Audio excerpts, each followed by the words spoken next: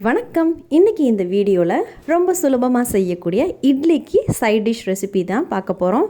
வெங்காயம், தக்காளி, பூண்டு இது எதுவுமே சேர்க்காம எப்படி ஒரு சைட் டிஷ் பண்ணுறதுன்னு வாங்க பார்க்கலாம்.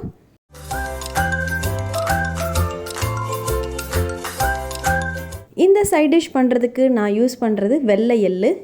இந்த வெள்ளை எள்ளு நான் ஒரு கப் அளவுக்கு எடுத்திருக்கேன்.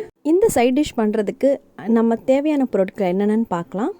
சிவப்பு மிளகா ஒரு 6 எடுத்துக்கோங்க.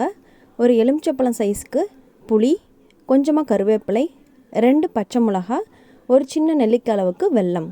இந்த ஒரு கப்பு வெள்ளை எள்ளோட இந்த எல்லா பொருட்களையும் ரெடியாக எடுத்து வச்சுக்கோங்க. இப்போ புளியை தண்ணியில் ஊற வச்சு எடுத்து வச்சுக்கலாம். இப்போ கடாய் சூடு பண்ணிக்கோங்க.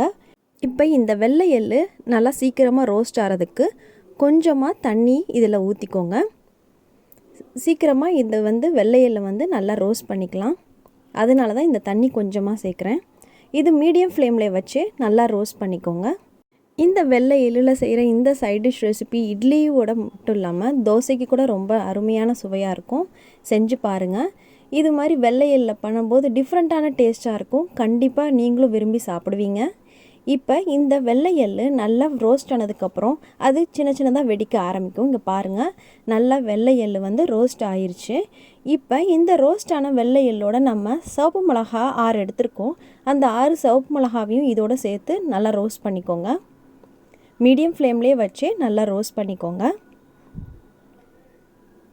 இப்போ இது நல்லா ரோஸ்ட் ஆனதுக்கப்புறம் இப்போ இதை நல்லா நம்ம ஆற வைக்கலாம். இப்போ பாருங்கள், இந்த வெள்ளை எள்ளு நல்லா ரோஸ்ட் ஆயிடுச்சு. இப்போ இதை நம்ம மிக்ஸி ஜாரில் ட்ரான்ஸ்ஃபர் பண்ணிடலாம். இந்த வெள்ளை எள்ளையும் சிவப்பு மிளகாவையும் ரோஸ்ட் பண்ணோம்ல, மிக்ஸி ஜாரில் ட்ரையாக பஸரில் இது மாதிரி அரைச்சிக்கோங்க. கண்டினியூஸாக ரன் கொடுக்காதீங்க. இப்போ நம்ம புளி நல்லா தண்ணியில் கரைச்சி எடுத்து வச்சுருக்கோம்ல, இந்த புளி தண்ணியில் 1/2 டீஸ்பூன் அளவுக்கு மஞ்சத்தூள், தேவையான அளவு உப்பு சேர்த்துக்கோங்க. இதோட நம்ம அரைச்சி வச்சுருக்க வெள்ளை எள்ளு சிவப்பு மிளகா இருக்குல்ல, நைஸாக அரைச்சிருக்கோம்ல, அதையும் இந்த புளி தண்ணியில் சேர்த்துக்கோங்க. இப்போ இந்த வெள்ளை எள்ளு நல்லா ஈவனாக புளி தண்ணியில் ஸ்ப்ரெட் ஆகிற மாதிரி நல்லா மிக்ஸ் பண்ணிக்கோங்க. இது நல்லா மிக்ஸ் ஆனதுக்கப்புறம் நம்ம இப்போ கடாய் சூடு பண்ணிக்கலாம். கடாய் சூடு பண்ணிவிட்டு தேவையான அளவு எண்ணெய் சேர்த்துக்கோங்க. அதில் 1/2 டீஸ்பூன் அளவுக்கு கடுகு சேர்த்துக்கோங்க. அப்புறமா 1/4 டீஸ்பூன் பெருங்காயத்தூள், இதோட கொஞ்சமாக நம்ம கருவேப்பிலையும் சேர்த்துக்கோங்க. அடுத்து காரத்துக்கு நம்ம 2 பச்சை மிளகாய் எடுத்து வச்சுருந்தோம்ல, அதையும் இதில் கட் பண்ணி இதில் சேர்த்துக்கோங்க. இப்போ நம்ம கரைச்சி எடுத்து வச்சுருக்கோம்ல வெள்ளை எள்ளை புளி தண்ணியில், அதை இப்போ கடாயில் நம்ம சேர்த்துக்கலாம்.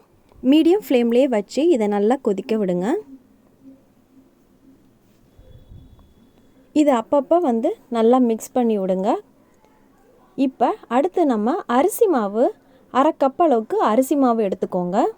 இந்த 1/2 கப்பு அரிசி மாவை தேவையான அளவு தண்ணி ஊற்றி நல்லா தண்ணியாக கரைச்சிக்கோங்க. இப்போ அரிசி மாவை நல்லா கரைச்சாச்சு. நம்ம கடாயில் நல்லா கொதிக்க விட்டுருக்கோம்ல, இப்போ பாருங்கள் நல்லா கொதி வந்ததும் இப்போ அரிசி மாவு கரைச்சி வச்சுருக்கோம்ல, அதையும் இதில் சேர்த்துக்கலாம். மீடியம் ஃப்ளேமில் வச்சு அரிசி மாவோட பச்சை வாசனை போகிற முடியும் நல்லா கொதிக்க விடுங்க. இதில் நம்ம எடுத்து வச்சுருக்க ஒரு சின்ன நெல்லிக்காய் அளவுக்கு வெல்லம் எடுத்து வச்சுருந்தோம்ல, அதையும் சேர்த்து இதை நல்லா மீடியம் ஃப்ளேமில் வச்சு கொதிக்க விடுங்க. இது நல்லா ஒரு கொதி வந்ததுக்கப்புறம் பச்சை வாசனை போயிடுச்சுன்னா அடுப்பை சுவிட்ச் ஆஃப் பண்ணிடுங்க. அவ்வளோதான். ரொம்ப சிம்பிளாகவும் ரொம்ப சத்தானது வெள்ளை எள்ளில் செய்கிற இந்த சைட் டிஷ் ரெசிபி இட்லிக்கு ரொம்ப சுவையாக இருக்கும், தோசைக்கும் ரொம்ப அருமையாக இருக்கும். நீங்களும் மறக்காமல் செஞ்சு பாருங்கள். இந்த சைட் டிஷ் ரெசிபி ரொம்ப இன்ஸ்டண்ட்டாக செய்யக்கூடியது. நம்ம வீட்டில் எந்த காய்கறியும் இல்லை, வெங்காயம், தக்காளி, பூண்டு இல்லாதப்போ இது மாதிரி வெள்ளை எள்ளில் வச்சு செஞ்சு பாருங்கள். ரொம்ப அருமையாக இருக்கும். குழந்தைங்களும் விரும்பி சாப்பிடுவாங்க. நம்ம சேனலில் இருக்க மற்ற சைட் டிஷ் ரெசிபீஸ், இட்லி தோசைக்கான சைட் டிஷ் ரெசிபீஸோட லிங்க்கை நான் டிஸ்கிரிப்ஷன் பாக்ஸில் ஷேர் பண்ணுறேன். அதையும் பார்த்து ட்ரை பண்ணுங்கள். இந்த ரெசிபீஸை பிடிச்சிருந்தா நீங்களும் ட்ரை பண்ணிவிட்டு லைக் பண்ணுங்கள், ஃப்ரெண்ட்ஸ்க்கு ஷேர் பண்ணுங்கள். நம்ம சேனலை இது முடி சப்ஸ்கிரைப் பண்ணாதவங்களாக இருந்தால் மறக்காமல் சப்ஸ்கிரைப் பண்ணுங்கள். வீடியோ பார்த்ததுக்கு ரொம்ப நன்றி.